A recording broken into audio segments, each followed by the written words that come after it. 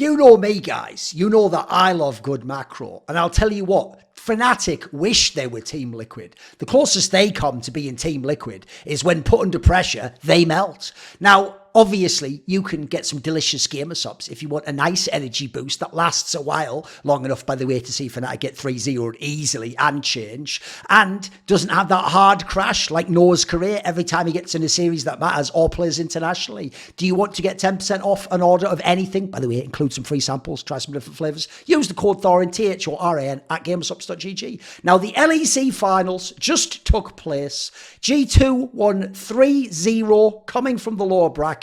So if this was someone hearing this, like in the style of Interstellar, like a message from the past, like, oh, what happened? Or someone looking back on an old video, you'd go, yeah, well, obviously it's G2, isn't it? But the problem is they were behind in all the games and looked set to lose each of them, only to win all of them, sweep the series and take their 8th domestic title in 9 attempts with this lineup. Because obviously last year they lost spring, but they won winter and summer and the season finals. And this year they've won winter, spring, summer, and let's be real, they'll probably win the season finals and go 9 out of 10 at that point in time.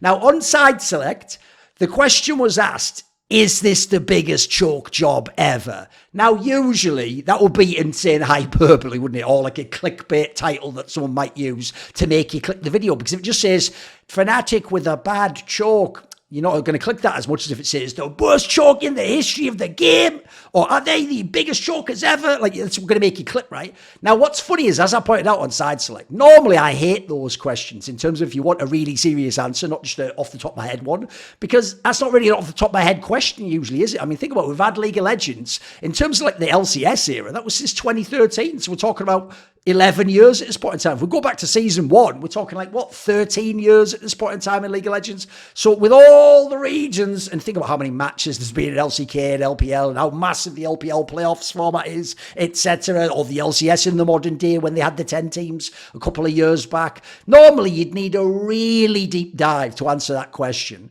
But I am the historian, and you know what? I'll make you a little shortlist, but spoiler, this is number 1. Actually, I tried thinking through any other one, and there was never one that was as bad as this. So if you look at a shortlist, you'd have something like, as Rich suggested, coming from LEC. You can do Rogue versus Mad Lions in season 11 spring finals, the one where they were up 2-0, then got reverse swept, and even game 5 they were in a win position. That's obviously a good one. You could do the season 12 Worlds finals of T1 versus DRX. If you want to go in the LPL, you could do, what about when RNG played EDG in the season 7 summer final, when everyone thought Uzi would be the boss.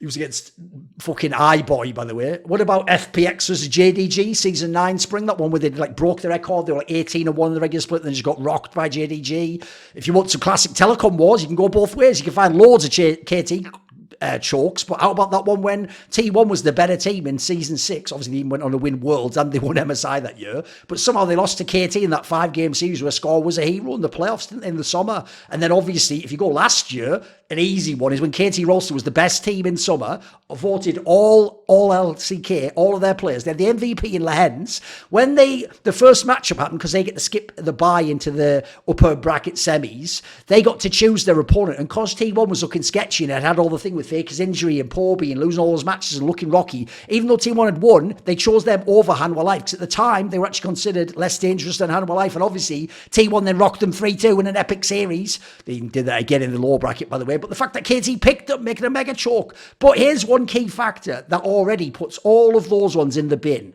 Do you know how many of those ones there are like 3-2? So like massive back and forth or reverse sweep. This is one where G2 swept FNATIC, but FNATIC have every edge possible. I think that's what makes it the biggest choke. Basically, beyond the early game, you just choked constantly throughout and in every single game, and you just never even gave yourself one game that looked half decent at the end. So it's the factors that make this so absurd. And by the way, let's go without saying, I'm not including minor regions or LMS or PCS. There's too much there. I'm only talking about LEC, LCS, LPL, and LCK.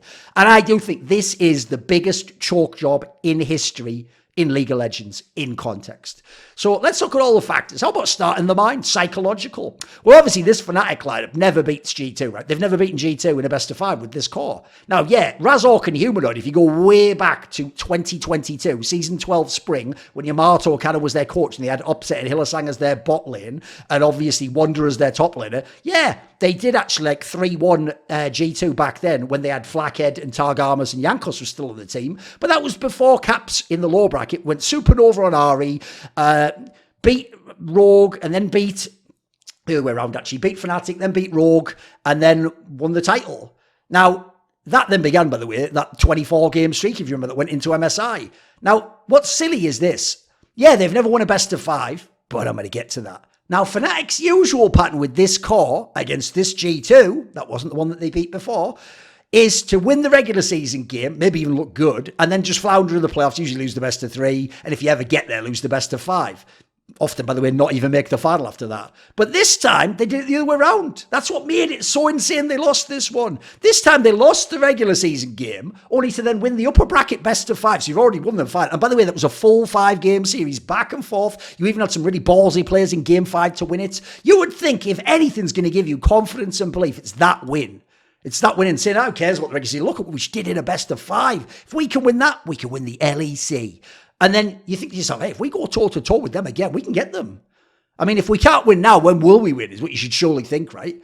Then add in, G2 looked shit in the match before against BDS, who, by the way, has looked terrible the whole playoffs through.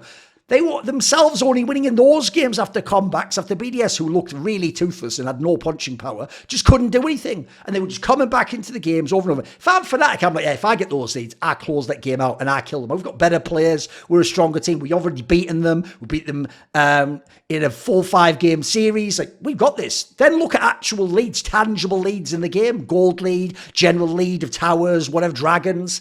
They were dominating every early game constantly, including through bot lane at times. Now, traditionally, you'd think bot lane's where they should lose. Noah's been massively criticised for at least 2 splits now, as well as Worlds, and international player like MSI. Meanwhile, Hansama and Mickey X are not only considered 2 of the best bot laners in European history, they're supposed to be 2 of the best laning bot laners. They were lane gods last year, remember in the spring split and around winter, when they used to have those, like, what, Aphelios Braum bot lanes that just killed you dead and just ran through the whole game and accelerated it, so it was just over in like 23 minutes or something ridiculous. I mean, as I've shown you through interviews with Hansama teammates, the guy is obsessed with a vision of the game that involves dominating lane, getting kills and pressure and items, and then not even needing to have late game team fights and macro, because you just move around the map with your team and win all the skirmishes, don't you? He's always been someone who was more sus in the late game in just a raw, straight up 5v5 team fight and could throw, as you saw when he was in Rogue, by the way, or when he was on Team Liquid, etc. So if anything, the fact that they're mega behind in bot lane and in the game in general should mean that people like on G2 don't even believe they can win. They should be facing such an uphill psychological challenge themselves,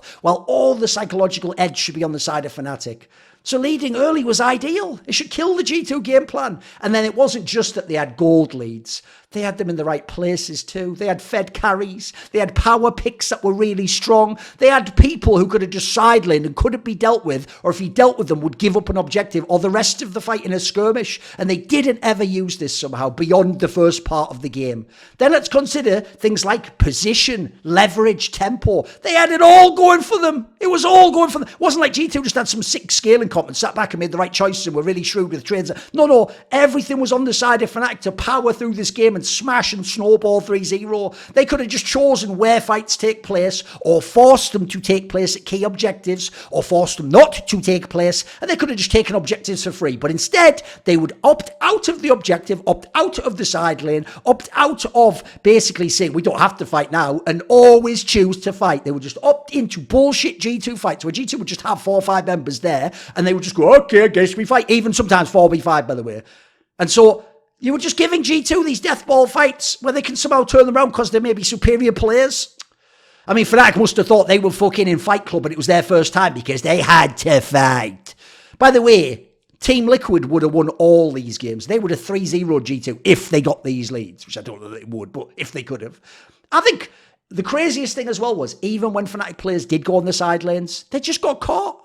They just got caught and killed in with simple traps. The most obvious person ever. You're just walking past the bush. La, la, la, I'm just going to collect this free farm. Would be an awful shame if someone get, oh, I'm dead. And it's gone.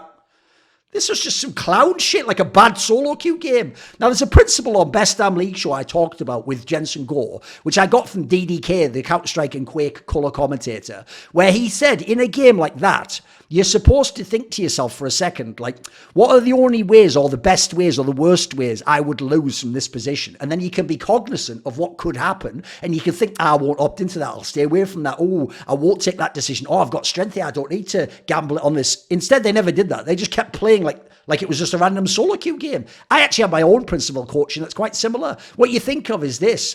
If they were someone who was leading in a game and they had the edge on me, what would be the most hard and frustrating thing they could do for me to play against? It'll make it really hard to get back in and win the game. And then when you have a lead, you do that. You do that to your enemy and make him feel that way. They didn't do that at all. They played right into G2's hands. They had bad dives that didn't work and got them killed and absolutely clowned on, and they didn't kill the tower when they could have. They were face checking instead of having fucking vision and eating all the Ezreal queues. They were fighting 4v5 when they don't need to. They were losing fights 3v5, so then once they get low numbers, suddenly then one of the carries arrives from G2 and just kills them all, attacks them all, runs them out the base and takes all the towers. It was fucking clown shit. Then, by the way, let's just throw in like some of the picks they had. They had some really powerful picks, but how about Razork? In my opinion, second best player, not on FNATIC, in the whole LEC. He had leads. I expect him to finish those games.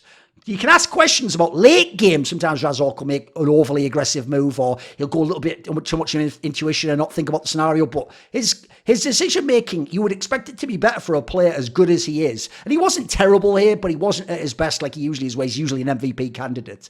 So for me, he had what? Zyra, Brand. Now sure, it's not in Italy like you'd hope a mechanical player like him might play, but these are powerful picks. I mean, the joke in the LEC is he's the one tanking their fucking record with games like these. Aside from that, those champions can dominate the game. As you saw when Yike played things like Zyra, he could use it all over the place. Why wasn't Razork able to use that to close the game? You would think that they didn't even have the powerful picks. And then think about the leads. It's like they were taking turns to see how hard they could throw. So they had like a 4k lead in the first game, then the 6k in the second, and then like an 8 or 9k in the third. Like fucking, these are crazy leads in the modern day. I know I've often talked about like the gold lead can be like a lie essentially. But like back in the day, even like 5k gold lead was supposed to be insurmountable. 2k can be quite a lot in the game. They're going to crazy levels, especially because, like I say, those aren't just leads on the scoreboard. Those are carries that have fed kills and gold and items, and they're up and they've got map position, and it's fucking insane to lose like that, especially because they didn't win a single game. They got swept. That's the worst part. You couldn't even just finish one game and show what it could look like if you could actually fucking close this game. I mean, fucking hell. Cadril, by the way, yes, FNATIC streamer, so obviously has his own biases. He even said Game 3 was unthrowable. I paused the screen when they were up 4.7k gold, 8 kills, and across the 3 carry positions on FNATIC, they had 9 kills collectively. What more do you want? Then you skip through. By the way, later on in that game, it's even worse. Later on in that game, they were up 9.3k, 9 kills, 4 towers, 1 dragon, and then Noah on Ezreal just gets caught for no reason whatsoever and dies and drags Jun into it, and he dies, and G2 just gets Baron off that. G2 just gets Baron, all just because he had to just E forwards for no reason in the fucking, like, fog of war in the jungle. What is this? What the fuck? This Nani? This guy's fucking like doing some Sven Game 5 versus TSM Season 9 Spring Ship, which is all over the place. That guy did it once. He just doing it all over the place. And then you think about, yeah, okay, maybe you could say, well, the player strength, G2 just have better play. Yeah, I agree with you. Overall, not in that day though, G2 players looked ass. Like Broken Blades had some weird play recently, and Oscarinen's usually good outside of lane in team fights. So you think he's getting leads. He's going to be a monster, isn't he? Very unimpactful, by the way. Like I said about Razork, he's not the worst player ever, but he didn't play at his peak level. Humanoid just played sketchy and got caught and played stupidly and seemed to just get melted in team fights. Jun did what he could, but quite frankly looked like he ended up as the meat or the fucking bait and was constantly just hung out to dry and left to die and looked stupid on dives and invades and all that shit. Oh, Lord. And then Noah, you know my feelings about Noah. I mean, mate, you're the one who dared all the haters who said, hey, you think I'm only a one-trick who can't win and is not good enough to be on FNATIC? I will prove you wrong then by winning. And then you didn't win, and you didn't win ever. So in that scenario, by your own logic, fucking leave. Because this is FNATIC, bro. This isn't like you're playing on fucking Mad Lions or Giant X where it might be okay to be you. You're playing on a team that used to have Reckless, a guy who was an MVP and won many championships and went to the fucking World's Finals, you clown.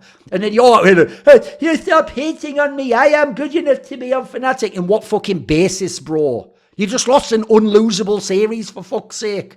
So I think it's absolutely insane the way that this series went. I think it's one of the most unforgivable throws I have ever seen. And by the way, are we really just going to blame the coaching staff for this? Didn't the coach's game plan work awesome and have them in a position of 3-0, what we all think is like potentially the best, like fucking, or maybe second best after the other G2, like the second best EU team ever, or third best if you want to go FNATIC, season 5 summer, and then fourth best if you go FNATIC winning in 2018. So whatever, even if they're top 5, still top 5 all time, this FNATIC team's not anywhere in the fucking top 20, are they? They're nothing.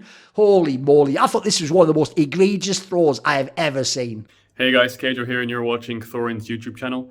I may never have found my way to playoffs, but I'm pretty sure Thorin's never found the clit. So yeah, enjoy the video. Everyone needs a support network, and mine is, of course, my Patreon community, the Scrominati, who in many ways, they're the Sonny to my Cher, saying, I got you, babe. So this video and all the others on my channel were kindly supported by the following names: Ahmed Hadjou, Mac Pugnatio Rajcula, Adam Tomlin, Animosity, Jensen Goh, Tosh, Torin, and you know it. Jerky's Minion, my main man, always going to be referenced, one of the best patrons of all time. Would you like to ask a question in my AMA? Maybe you want to suggest a topic or a guest to say on my channel? Do you want teasers? Find out who the upcoming Reflections and Talk to Thorin interviews are. Maybe you want to do one of those long discussions where you get to set the topics we talk about. Well, if any of these or others appeal to you, put your money where your mouth is. Join the Scluminati today via the Patreon link in the description box below.